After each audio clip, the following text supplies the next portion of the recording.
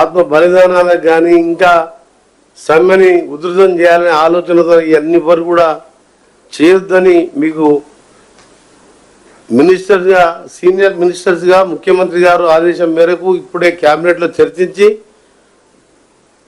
మీకు తెలుసు తెలంగాణ ఏ విధంగా ఆత్మ బలిదానం సాధించుకున్నామో ఆ తర్వాత ఏం జరిగినాయో విధ్వంసాలు ఆ తర్వాత తెలంగాణ వచ్చిన తర్వాత ఇదే ఆర్టీసీ కార్మికులు 58 రోజులు సమ్మె చేసి 36 మంది చనిపోతే ఖమ్మంలో శ్రీనివాసరెడ్డిని మొదలుపెట్టుకుని 36 మంది చనిపోయినా అప్పటి ప్రభుత్వం చెల్లించలే.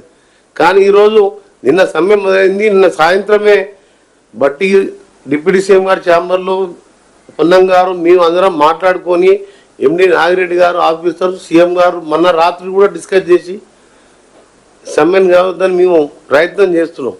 దయచేసి మీ అందరికీ విజ్ఞప్తి చేస్తున్నాం. ఇది ప్రజా ప్రభుత్వం, ప్రజల సంక్షేమమే ధ్యేయంగా పనిచేస్తున్న ప్రభుత్వంలో ఇలాంటి ఆత్మహత్యలు మంచిది కాదని మీ అందరికీ కూడా దయచేసి మీ ఫ్యామిలీని ఒకసారి గుర్తు చేసుకోండి. ఇవాళ ఆ రోజు శ్రీనివాసరెడ్డి గారు వెల్ సెటిల్డ్ ఫ్యామిలీకి వెళ్ళి వచ్చినారు. 2 పిల్లలు ఆర్మీలో పనిచేస్తున్నారు. కానీ ఆయన మొండి వైఖరితోనే ఆ రోజు 36 మంది చనిపోయిండు. కానీ మా ప్రభుత్వం ఆ విధంగా కాదు.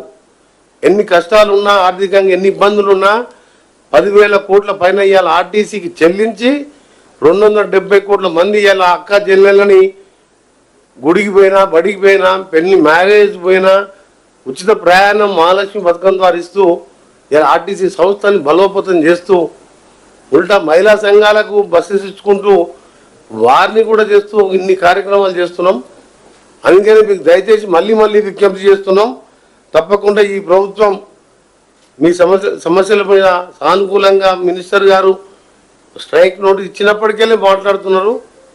వివిధ కారణాలతోని ఇవన్నీ కూడా ఆలస్యం అవుతున్నాయి. మీరు ఎవ్వరు కూడా ఎలాంటి చేయొద్దు.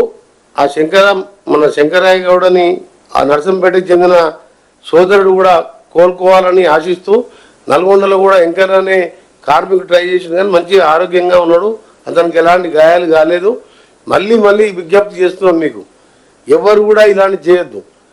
మనం లోకంలో ఏది పోయినా తీసుకురావచ్చు తప్ప ప్రాణం పోతే భగవంతుడు కూడా తీసుకురాలేడు.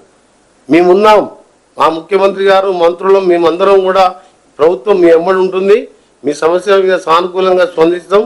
దయచేసి మీరందరూ కూడా ఎలాంటి మీరు కొందరు రెచ్చగొట్టే వాళ్ళు ఉంటారు రాజకీయ లబ్ధి కోసం, వాళ్ళ మాటలు నమ్మకుండా అందరూ కూడా శాంతంగా ఉండండి. త్వరలో ఉండే సమస్యకు పరిష్కారం చూపిస్తాం.